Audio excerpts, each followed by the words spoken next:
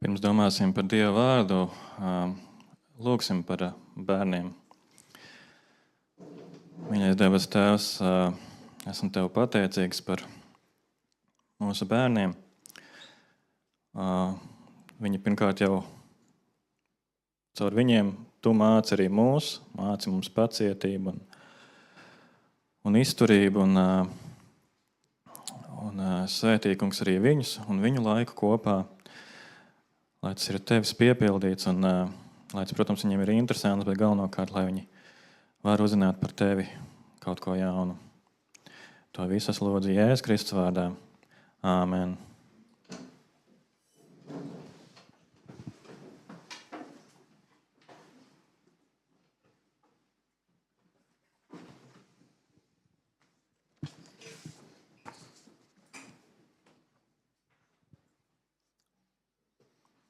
Markus nav? Nav. Labi. Es sludināšu jums šodien un piecelsimies varbūt kājās un es nolasīšu jums šodienas galveno raksturvietu no 2. vēstules Tesaloniķiešiem, 2. nodaļas, 13. un 14. pantu. Un šobrīd es nolasīšu tikai 14. pantu. Aicinādams jūs uz to ar mūsu sludināšanu, lai jūs iemantotu mūsu Kunga Jēzus Kristus godību. Mans dargais debes Tēvs, es Tev esmu pateicīgs par šo brīdi, kad varam atkal lūkoties Tavā vārdā un iepazīt Tevi vairāk un saprast, cik Tavs vārds ir īstenībā brīnišķīgs. Un ar to mēs tiekam gan mācīti, gan caur to tiek atklāts evaņģēlijs, un kas mūs visus arī aicina glābšanai, un Kungs svētī šo laiku mums kopā, un es lūdzu par tiem, kas šo klausīsies, un lai tas viņiem ir par svētību un pagodinājumu, un Tev par pagodinājumu, un atver cilvēku sirds Tavam vārdam, lai tas viņus pārmaina, un lai tas arī var mūs lietot tālāk dzīvē. Kungs, gādā arī par mani, lai svētais gars mani vadītu, lai sludinātu Tavu vārdu, ne savas domas, Kungs, un lai es vienkārši būtu šis viesmīlis, kas pienes šo ēdienu un Tavu ziņu. Lai arī daru to pirmo reizi, es lūdzu, ka tieši caur šo mazo pieredzi un nespēku, lai Tavs gods īpaši izceltos. Mūsu Kunga Jēzus Kristus vārdā. Āmen. Aicinu apsēsties.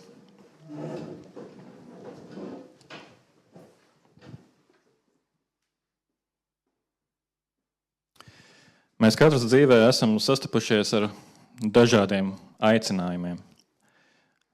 Piemēram, jūsu dzīves biedrs vai vecāki ir saukuši jūs vakariņās, cerībā, ka jūs atsauksieties un atnāksiet. Jūs tiekat aicināti palīdzēt arī šeit draudzē, kādiem praktiskiem darbiem, un daudzi no jums uz to atsaucas, un paldies jums par to. Ir arī kāda spēcīgāka aicinājuma mums dzīvē. Es nezinu, vai kādam no jums tā ir gadījies, bet, piemēram, bērnībā skolēns tiek izsaukts skolas direktora kabinetā, un direktors izmanto šo savu autoritāti, savas pārliecināšanas spējas, lai ietekmētu bērnu uzvedību ar sekām vai dažādos citos veidos. Ir arī vēl kāda nopietnāka aicinājuma dzīvē, piemēram, kāda tiesas pavēsta par ierašanos uz sēdi, vai arī, kad policists pa skaļruni aicina jūs apstāties ielas malā. Bet ir viena kopīga lieta visos šajos piemēros. Tev tik un tā ir iespēja atteikties no šī aicinājuma. Turklāt šajos visos gadījumos visbiežāk tas aicinājums ir spēcīgs tikai tāpēc, ka negatīvas atbildes gadījumā būs kāds liels seks.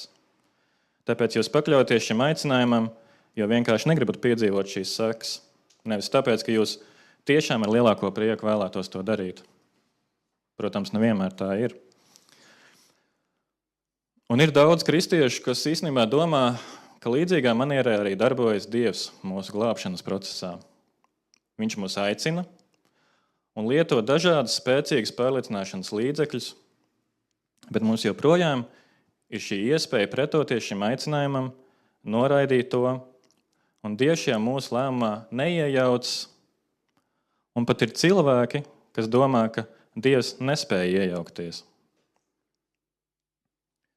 Piemēram, kristiešu teologs un ticības aizstāvis Normans Geislers savā slavenajā grāmatā Chosen but Free ir teicis, ka tomēr viņa, jeb Dieva, žēlastība nav neatvairāma. Tā ir pārliecinoša, bet ne piespiedu. Savukārt metodistu kustības aizsācējs Džons Veslijs vienā no savām svētrunām par Dieva visuresamību min, ka Dievs ir visur klātesošs un visu radījis, un saka arī šādus vārdus, ka Dievs spēcīgi un maigi ietekmējot visu, tomēr neiznīcinot savu saprātīgo radību brīvību. Arī mēs reformēto baptistu sabiedrībā kaut kādā ziņā varam pievienoties šiem citātiem. Jā, Dievs mēģina caur savu vārdu pārliecināt visus cilvēkus, un tie, kuri atgriežas, to ir izdarījuši labprātīgi, ar savu brīvo izvēli. Bet, ja mēs sāktu iztirzāt šos cilvēkus, tad atklātos, ka mums tomēr ir atšķirīgas izpratnes. Piemēram, par to, ko šajā Veslī citātā nozīmē ietekmēt. Vai Dievs tikai cenšas ar visādiem paņēmieniem mūs pārliecināt, aktīvi darbojas, sagatavojot augsni, un tad cerībā gaida, ka mēs pieņemsim pareizo lēmumu, samierinoties ar nelabvēlīgu iznākumu? Vai arī varam papildus novērot kādu Dieva brīnumainu un efektīvu aicinājumu, kur Dievs ne tikai cenšas mūs glābt, bet viņam patīk sevis noteiktā un pieņemamā laikā iedarbīgi aicināt caur viņa vārdu un garu ārā no tā grēka un nāves stāvokļa, kurā viņi pēc dabas atrodas, uz žēlastību un glābšanu caur Jēzu Kristu. Viņš garīgi un glābjoši apgaismo viņu prātus, lai viņi spētu satvert to, kas nāk no Dieva gara.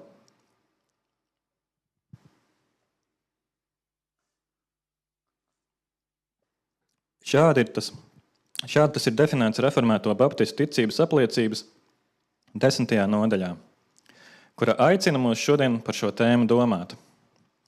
Lai censtos atbildēt uz šiem jautājumiem, mēs iedziļināsimies mūsu šodienas pamattekstā, un arī es, lai mums būtu vieglāk, šo tekstu sadalīšu 4 punktos. Tie būs jautājumu formā, un visi sāksies ar burtu Q. Kas, jeb kuri tiek aicināti, kam tiek aicināti, kā viņi tiek aicināti, un beigās domāsim par to, kāpēc viņi tiek aicināti.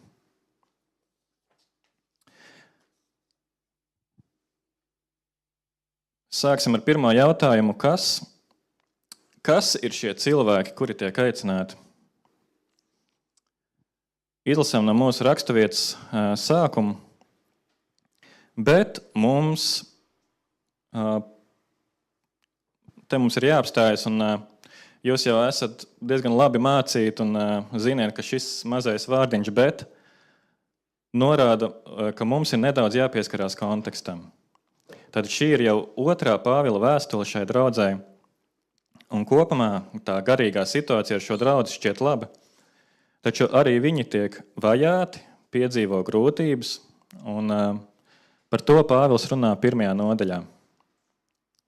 Bet arī pie viņiem sāk izplatīties kādas maldu mācības par šo kunga nākšanas dienu, pēdējo dienu, ka tā it kā jau būtu pienākusi. Tesaloniķiešiem sāk augt šīs bailes, ka varbūt tā arī ir. Varbūt viņi ir nokavējuši Kristus atnākšanu, un viņi ir atrauti no šīs viņa mīlestības, un tāpēc piedzīvo šīs vajāšanas un grūtības. Un pārsvarā tieši par šo Pāvils runā šajā 2. nodaļā.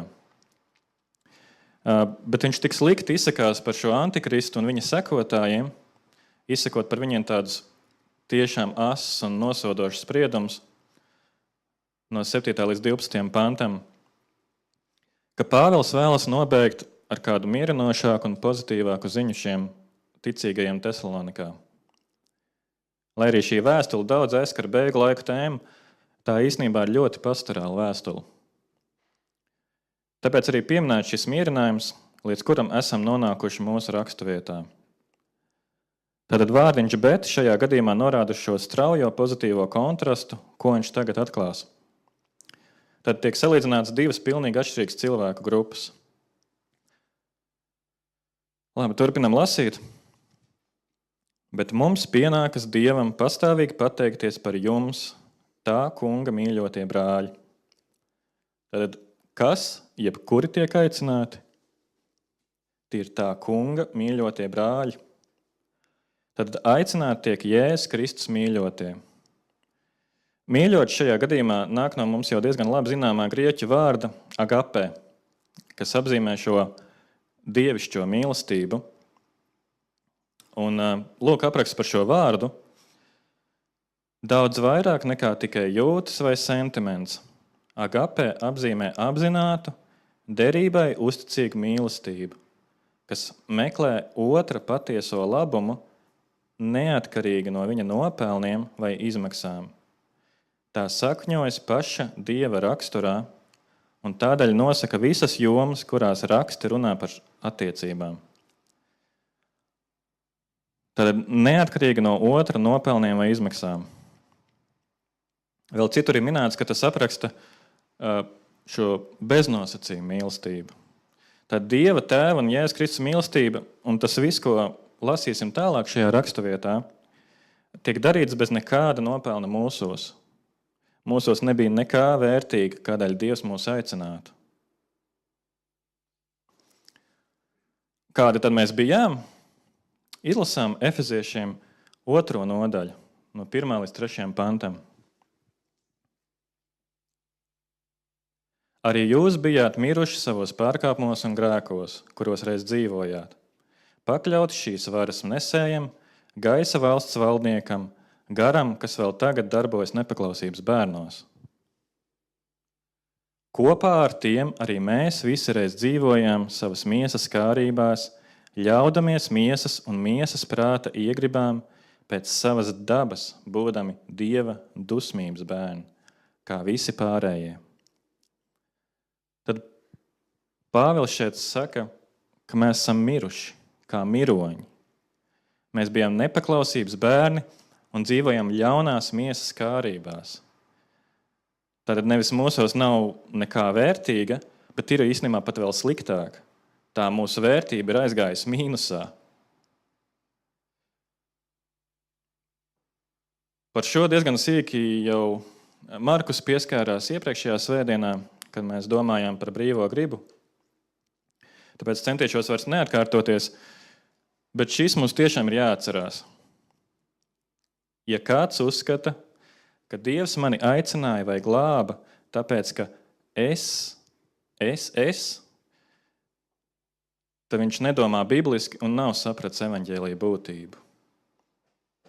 Tad, ja kāds uzskata, ka Dievs mani aicināja vai glāba, tāpēc, ka es kaut ko izdarīju, un manī ir kaut kāda šī vērtība, dēļ kā Dievam būtu obligāti pienākums mani glābt, tad viņš nedomā bibliski un nav sapratis evaņģēlija būtību.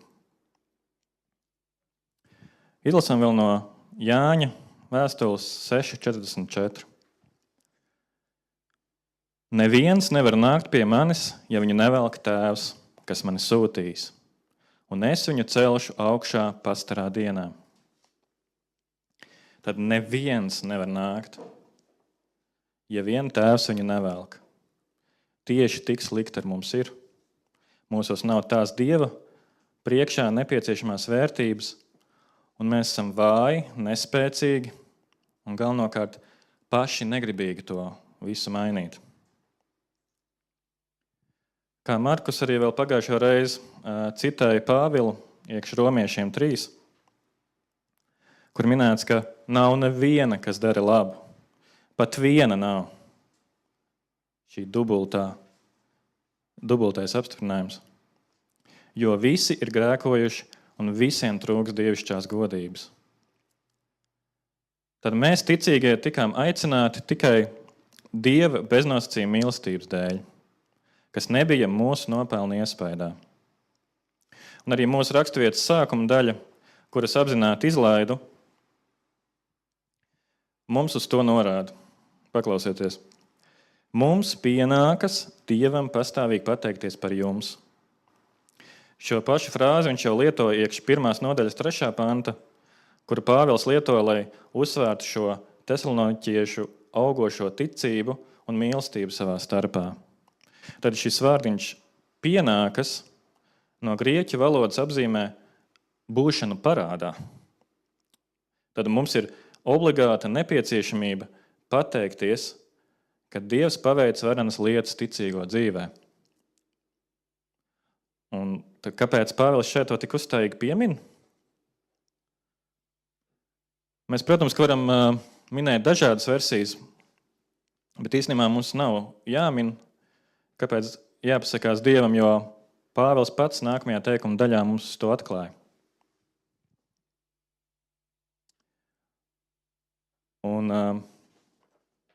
Un te mēs arī nonākam pie mūsu otrā punkta, kur atbildam uz jautājumu, kam mēs esam aicināti.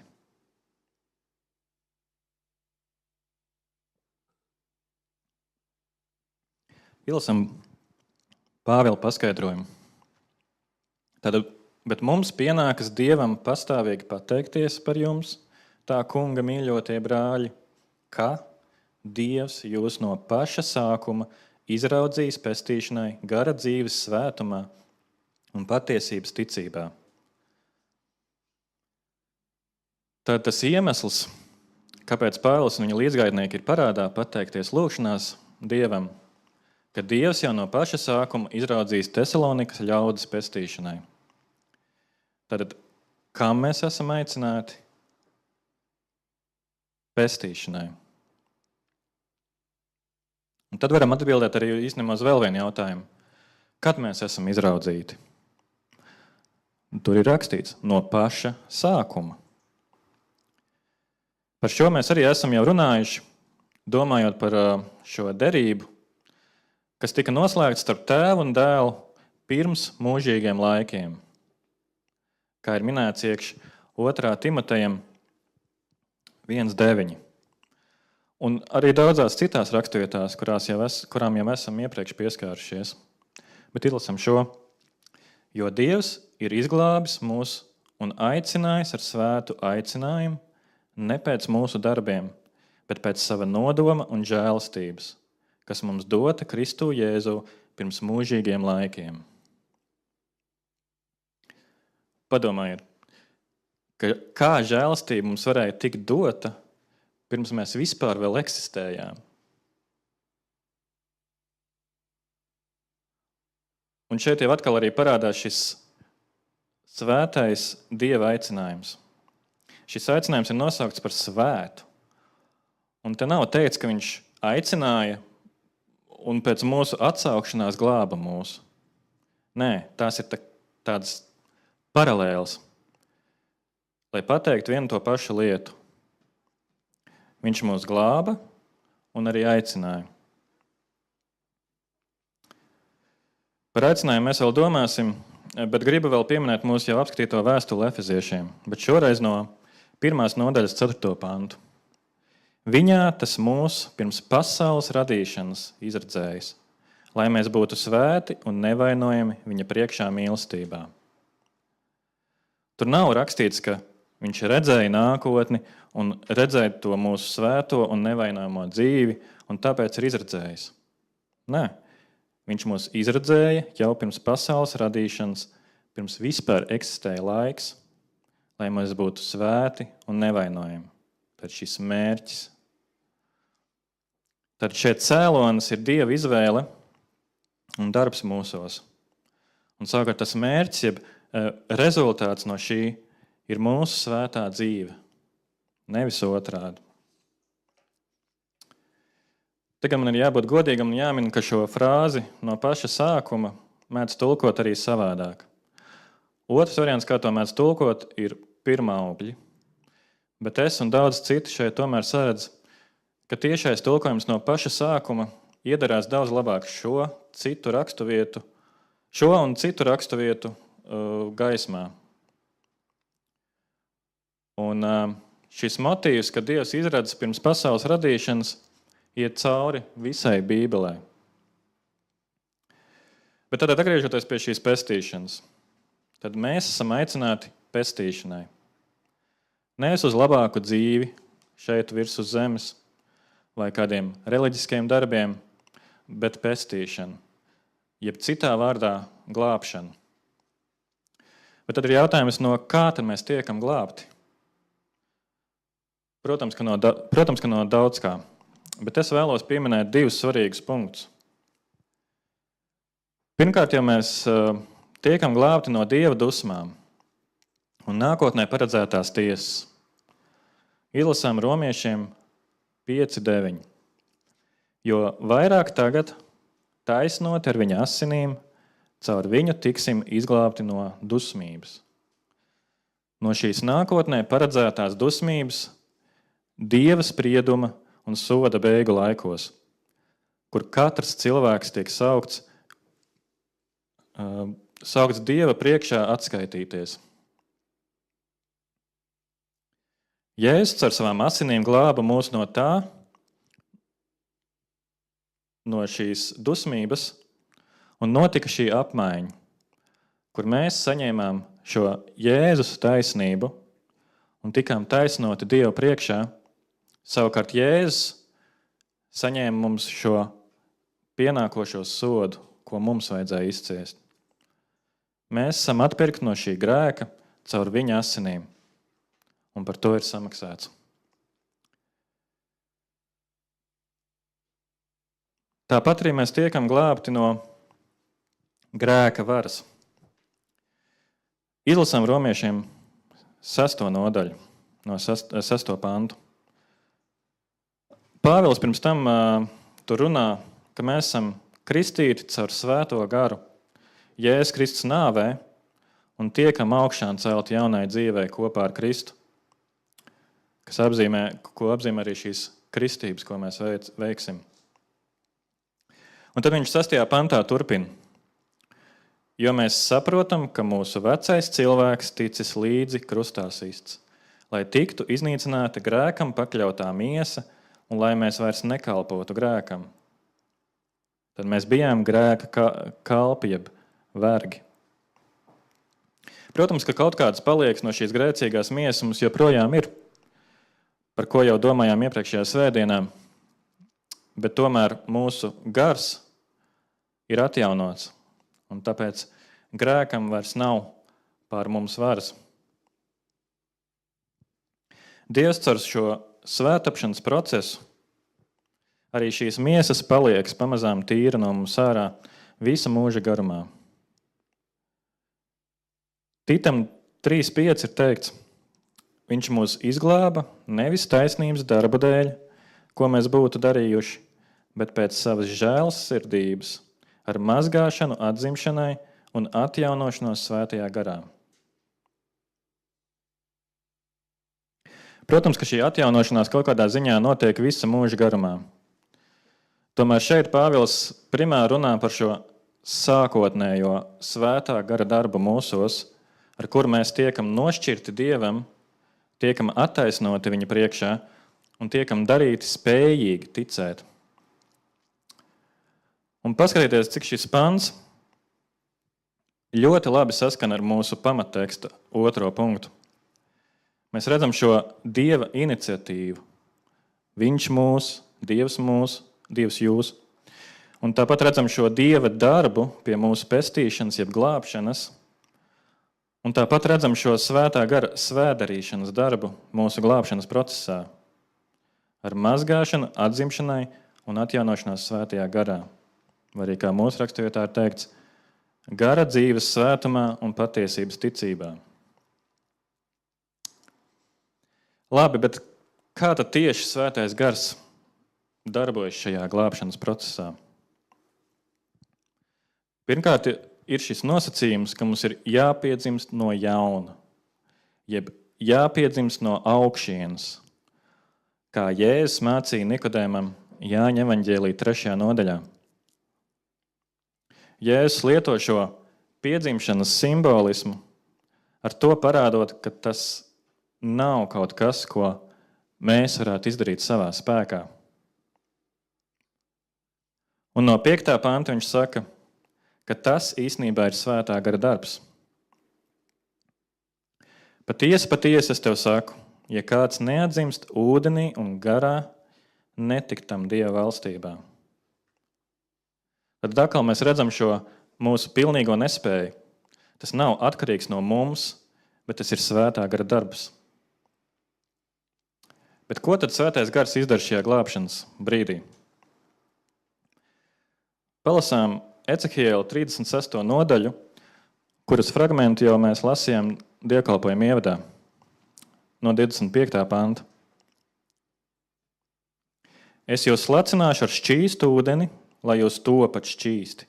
Es jūs šķīstīšu no visiem jūsu traipiem un no visādas jūsu elka kalpības. Es jums piešķiršu jaunu sirdi un jaunu garu. Es izņemšu no jūsu krūtīm akmens sirdi un ielikšu jums miesas sirdi. Es jums došu savu garu un jūs vadīšu, ka jūs staigāsit manos likumos un sargāsit un pildīsit manas tiesas.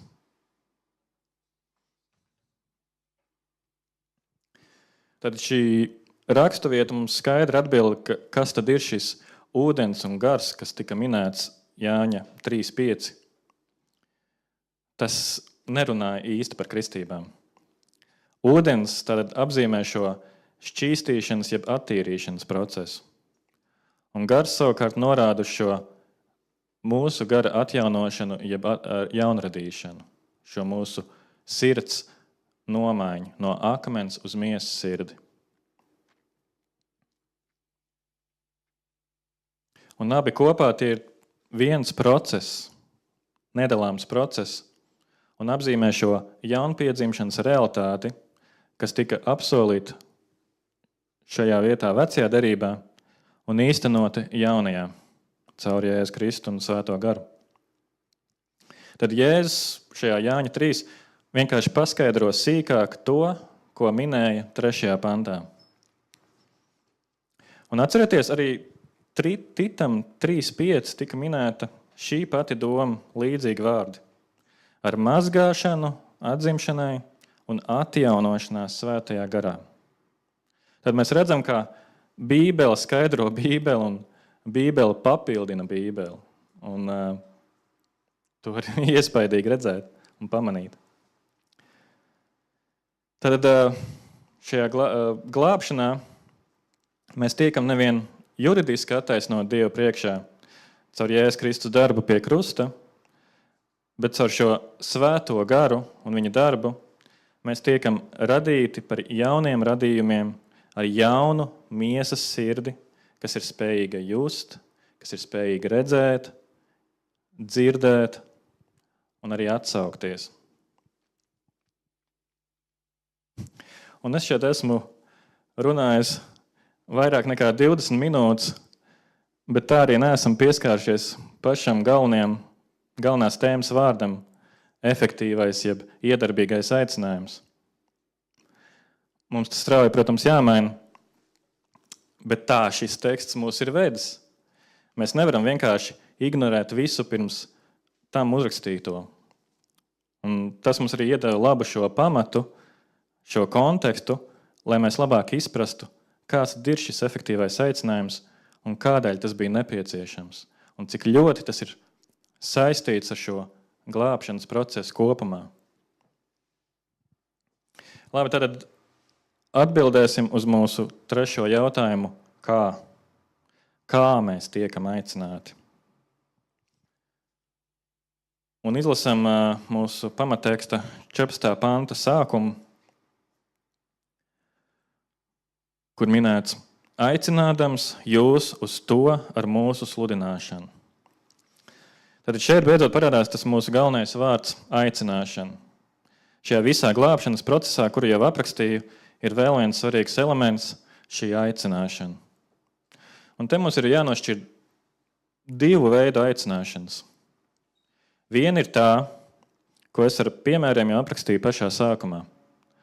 Tas ir tāds vispārīgs aicinājums visiem cilvēkiem atgriezties no grēkiem un ticēt uz Jēzu Kristu. Kad Jānis Kristītājs sludināja, viņš aicināja visus izraēliešus nākt un atgriezties no grēkiem. Tāpat, kad Mateja evaņģēlijā 13. nodaļā tiek runāts par šīm 4 augsnēm, tad 3 no tām ir neauglīgas, bet tajā līdzībā Jēzus paskaidro, ka visām 4 tiek sludināts vārds. Visām 4 ir šis aicinājums atsaukties, un 2 no tām sākumā it kā arī pozitīvi atsaucas no šīm 3, kas noliedz to beigās. Bet ar to nepietika. Kaut kas pietrūka. Tāpat izlasām bieži dzirdētu pantu no Mateja vēstules, Mateja evaņģēlija 22. nodaļas 14. pants. Jo daudz ir aicinātu, bet maz izredzētu. Un šeit Jēzus stāsta līdzību par ķēniņa kāzām, uz kurām tiek aicināti cilvēki. Beigās sanāk, ka viņš aicina cilvēkus no lielceļa malām, ar ko mēs saprotam mūsu pagānus. Un tur ir viens šis cilvēks, kurš nav ģērbies kāzu drēbēs piemērotās. Un mēs varētu tur iet dziļumā un par šo un pētīt visu. Bet fakts ir tāds, ka viņam nav tas, kas nepieciešams, lai viņš varētu šajās kāzās palikt. Viņš tiek izmests galējā tumsībā. Un viņš tika aicināts kā visi pārējie. Bet šis aicinājums acīm redzami nebija efektīvs. Tas sasniedza ausis, jo viņš atsaucās un atnāca, bet tas neaizsniedza sirdi.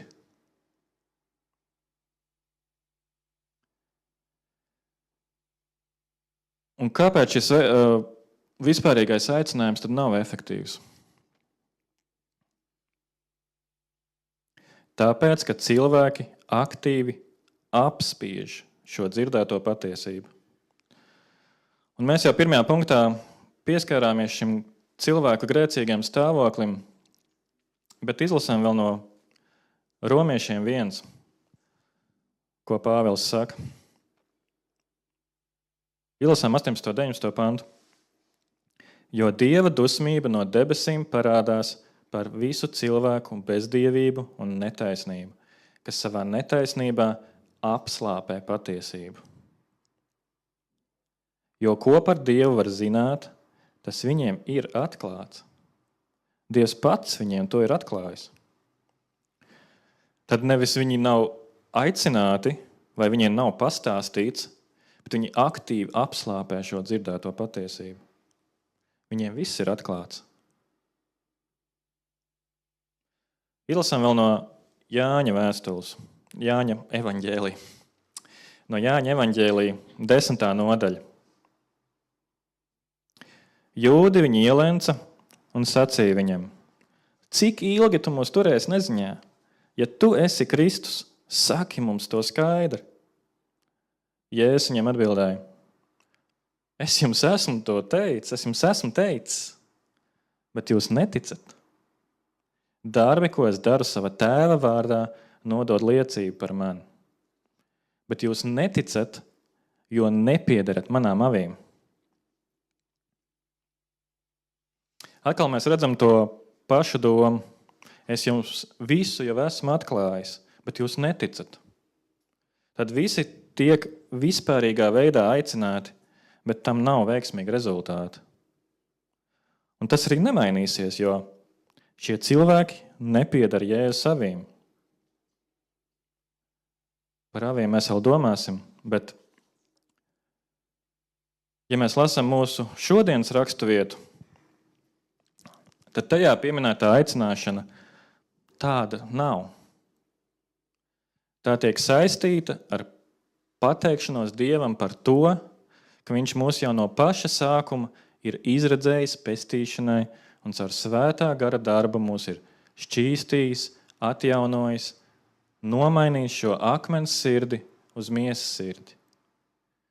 Tad ir noticis šis sākotnējais svētā gara darbs, šī sagatavošana, lai tad mēs tiktu aicināti. Un caur ko? Izlasam vēlreiz 14. panta sākumu. Aicinādams jūs uz to ar mūsu sludināšanu. Tad caur to pašu sludināšanu, par kuru tikko runājām, ka tai nav efekta. Bet tagad ir šis efekts. Kas mainījās? Mums tiek pasludināts vārds, evaņģēlijs, šīs labās ziņas par Jēzu Kristu kā glābēju. Un šajā reizē tas efekts ir nepārprotams.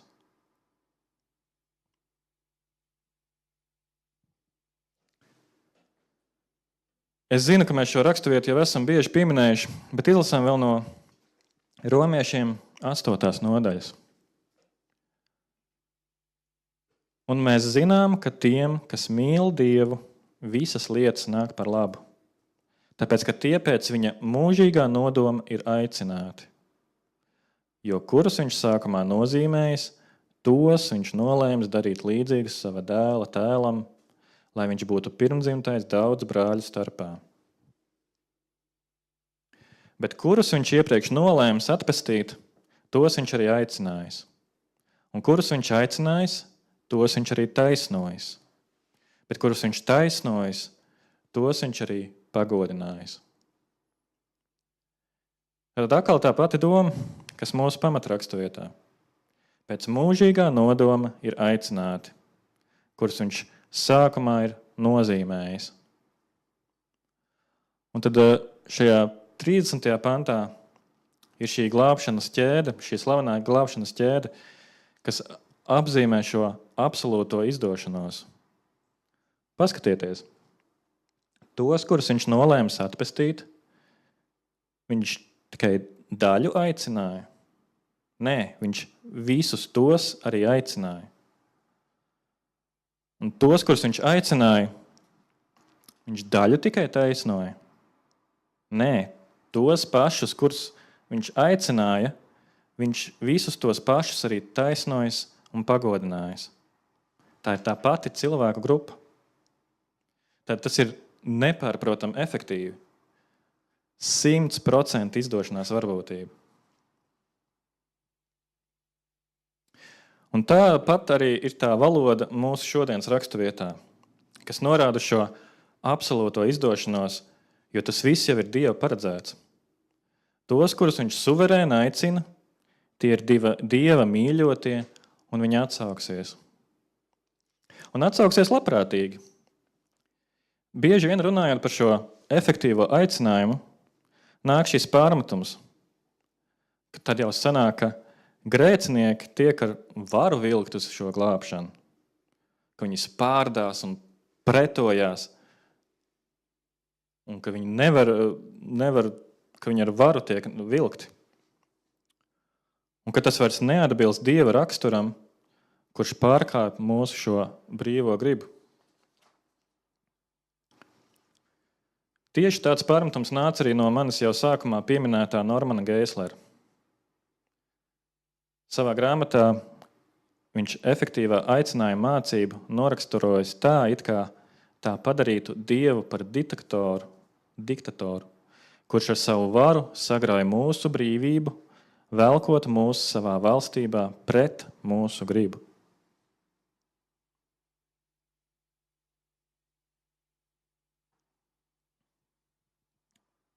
Bet tas nav tas, ko mēs varam lasīt rakstos. Ja nebūtu Dieva darbības, tad neviens nevēlētos.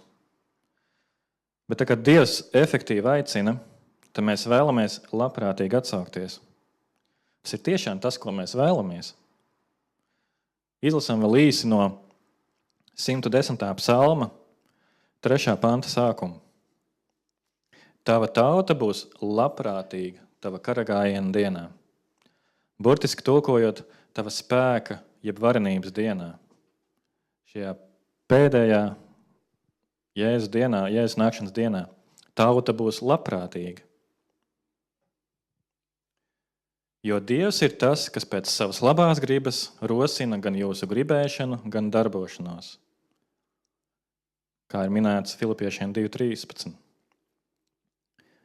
Tas ir šis teoloģiskais skaidrojums, kāpēc mēs gribam. Bet mēs gribam paši. Mūsu brīvā griba netiek pārkāpta tādā izpratnē, kā to pasniedz tie, kuriem šī mācība nepatīk. Cilvēkiem ir brīvā griba, un viņi brīvi izvēlas grēkot. Viņi tikai izvēlas, kā grēkot. Tā ir viņa izvēle. Un mēs arī tādi bijām. Es arī tāds biju. Pirms Dievs efektīvi neiejaucās. Paturpināsim vēl Jāņa evaņģēlija 10. nodaļu par šīm avīm, kuras jau pieminējām. Manas avis dzird manu balsi, es tās pazīstu, un viņas man seko. Un es tām dodu mūžīgo dzīvību, un viņas nemūžam neies bojā. Un neviens tās neizraus no manas rokas. Viņas man seko labprātīgi. Tad šis efektīvais aicinājums ir labprātīgu, brīvprātīgu nākšanu. Un sekošanu ir izklāstīts jūsu acu priekšā. Jēzus ar avīm parasti saista šos nevainīgos ticīgos, kas ir noticējuši viņam. Pretējais savukārt ir āži, tie, kas netic un noraida Jēzu. Tad tu jau esi šī izvēlētā avs, jo ja tu neesi, tad atceramies 26. pantu, ko mēs jau lasījām, kur viņš teica, ka jūs neticat, jo neesat avs. Jo avis dzird savu ganu, pazīst to un labprātīgi seko viņam. Kad Dievs atver cilvēka acis, viņš nenāk pie Kristus kā ķēdēs sagūstīts noziedznieks. Viņš nāk kā Jēzus līdzībā aprakstītais tirgotājs, kurš beidzot atradis dārgu pērli. Viņš atstāja visu pārējo, nevis tāpēc, ka ir spiests, bet tāpēc, ka ir ieraudzījis kaut ko bez gala vērtīgāku. Dieva valstību un viņa godību. Un šī ir laba pārēja, lai mēs vēl padomātu par mūsu raksturvietas pēdējo daļu. Kāpēc mēs tiekam aicināti? Izlasām 14. panta beigas. Lai jūs iemantot mūsu Kunga Jēzus Kristus godību. Tad tas viss tiek darīts godības dēļ. Kādas godības? Jēzus Kristus godības. Tad mēs tiekam aicināti, glābti un taisnoti un jaunradīti primāri ne tāpēc, lai mēs tiktu kaut kādā ziņā pagodināti, bet lai caur mums, mūsu ticību, tiktu Jēzus Kristus pagodināts. Lai caur viņu un viņa līgavu vispilnīgāk izpaustos Dieva godība. Tieši tāpēc arī iepriekš to esam jau minējuši. Dieva šī vispilnīgākā godības izpausme notiks jēra kāzās. Tas ir tas galamērķis, kur tas izpaudīsies vispilnīgāk, un tad tas turpināsies mūžības garumā. Kā 2. vēstulē Tesaloniķiešiem 1. nodaļā, 10. pantā ir rakstīts, kad viņš nāks pagodināt sevi, savu svēto vidū un saņemt abrīnošanu visu ticīgo starpā, viņā dienā arī pie jums, kura starpā mūsu liecība iemantojas ticība. Tad Jēzus saņems pagodināšanu un abrīnu no mums, ticīgajiem, un šajā gadījumā no Tesalonikas ļaudīm. Un par šīm kāzām savukārt mēs varam lasīt no Atklāsmes grāmatas 19. nodaļas. Priecāsimies, gavilēsim un dosim viņam godu, jo atnākušas jēra kāzas un viņa līgava ir sataisījusies. Dosim viņam godu. Kas tad vispār ir šī Dieva godība? Kā mācītājs Džons Paipers to definēja, tā ir viņa svētuma un visu viņa brīnišķīgo atribūtu publiska manifestācija. Par pamatu viņš tam lietoja Jesajas 6.3, kur minēts tie, tas ir eņģeļi, domāt eņģeļi, nemitīgi sauca cits aiz cita šos vārdus. Svēts, svēts, svēts ir tas kungs Cebeots. Visa zeme ir pilna viņa kā godības. Varētu domāt, ka pēdējiem vārdam būtu jābūt viņa svētuma, jo visu laiku minēts svēts, svēts, svēts, bet nē, viņa godības. Tad svētums tiek saistīts ar šo godību.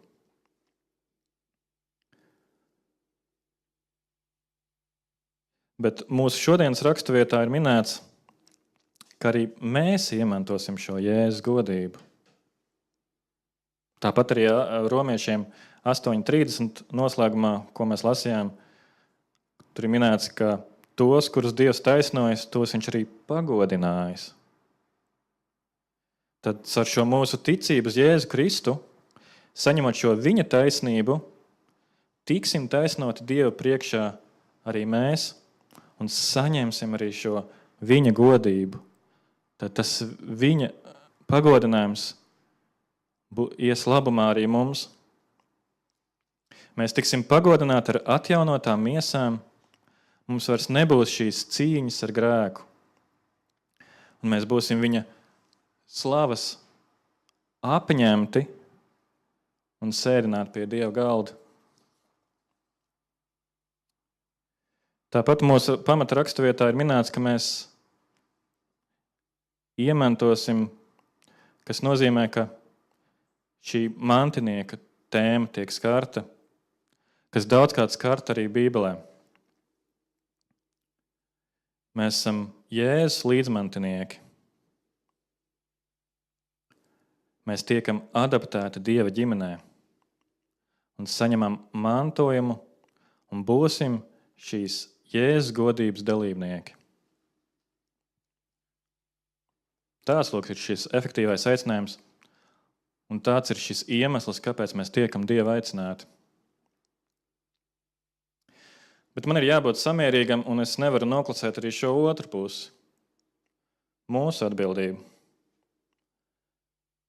Ja Dievs mūs aicina, tad mums ir jāatsauc. Un ja mēs neatsaucamies, tad mēs nevaram vainot Dievu un teikt, kāpēc tu mūs efektīvi neaicināji. Mēs jau domājam par šo cilvēku stāvokli, kurā viņš pats ir nonācis ar saviem grēkiem un nevēlēšanās atsaukties Dievam. Bet ir vēl viena doma. Izlasām vēl Efeziešiem 4.1, kur minēts, tad es, cietumnieks kunga dēļ, lūdzu jūs dzīvot tā aicinājuma cienīgi, ar kuru esat aicināti. Tātad atkal redzam šo efektīvu aicinājumu, bet šajā gadījumā šeit ir uzrādīta tā mūsu atbildība dzīvot aicinājumu cienīgi. Pirmkārt jau, lai parādītu, ka mums patiesi ir šis aicinājums, nevis esam viltus ticīgie, kur īstenībā nepazīst Dievu, vai pazīst viņu nepareizu motīvu dēļ.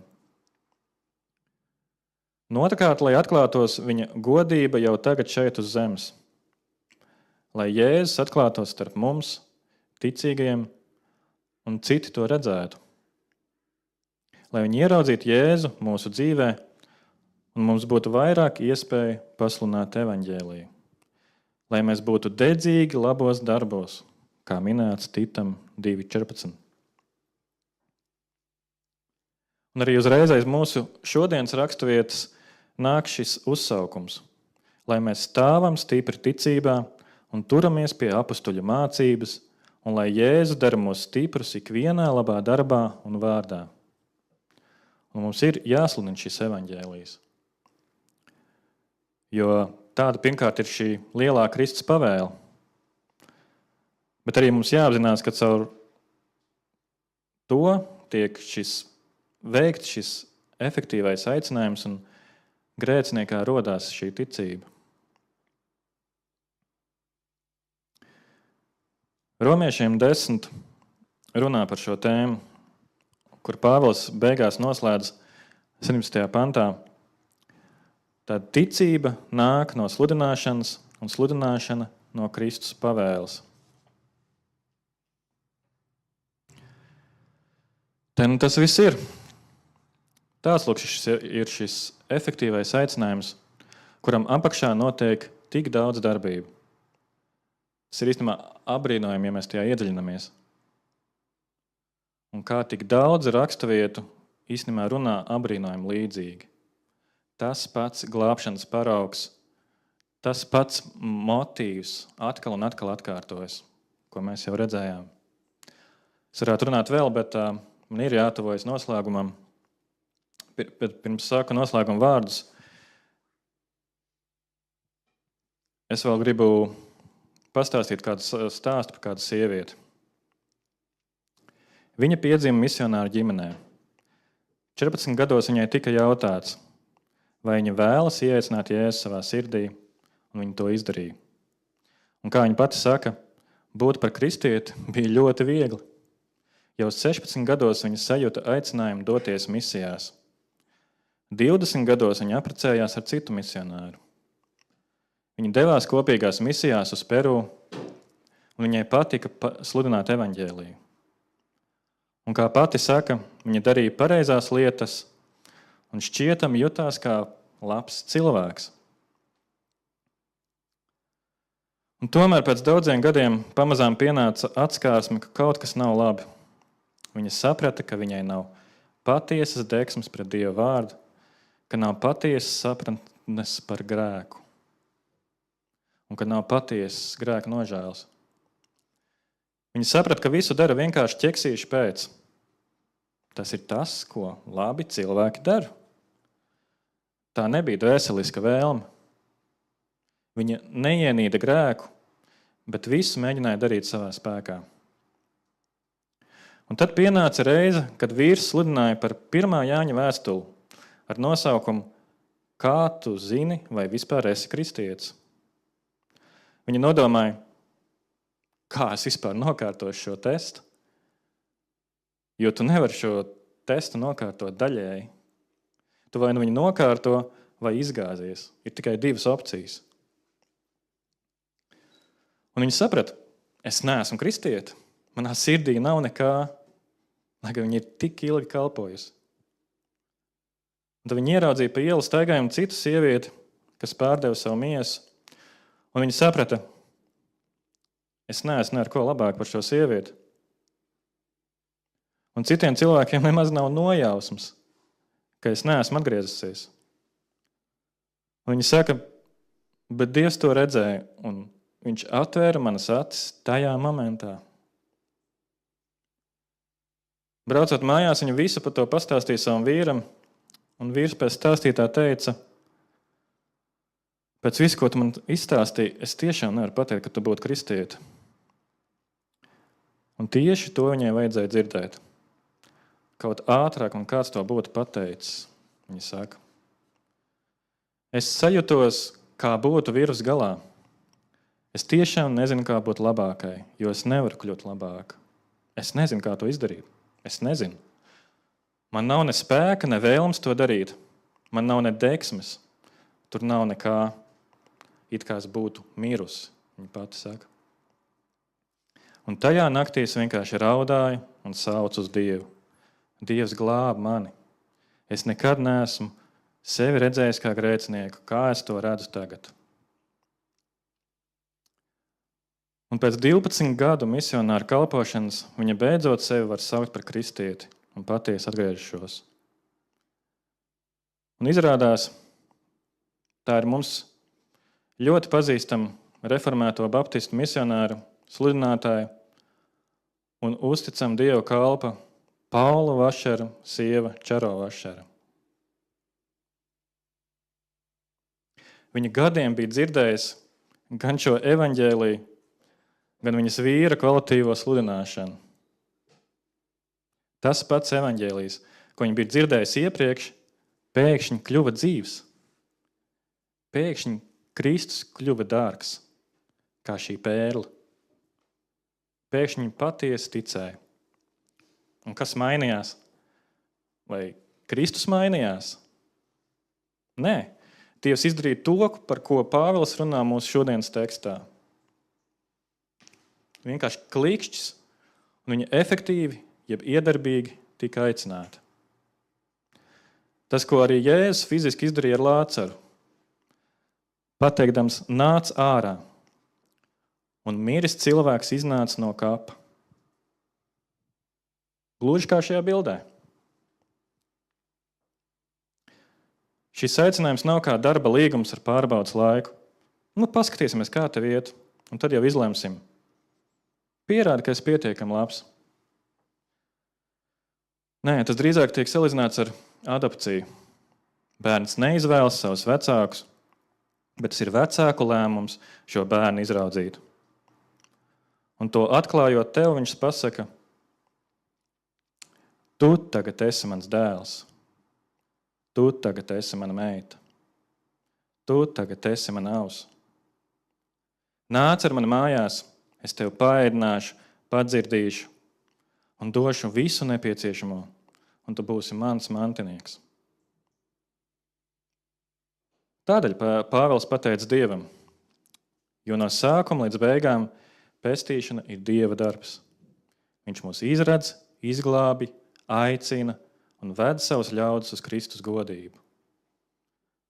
Un tādēļ arī mēs esam aicināti dzīvot šim aicinājumam cienīgu dzīvi, nesot šo pašu evaņģēliju arī citiem. Viss gods un slava, lai tiek Jēzum Kristum. Lūksim.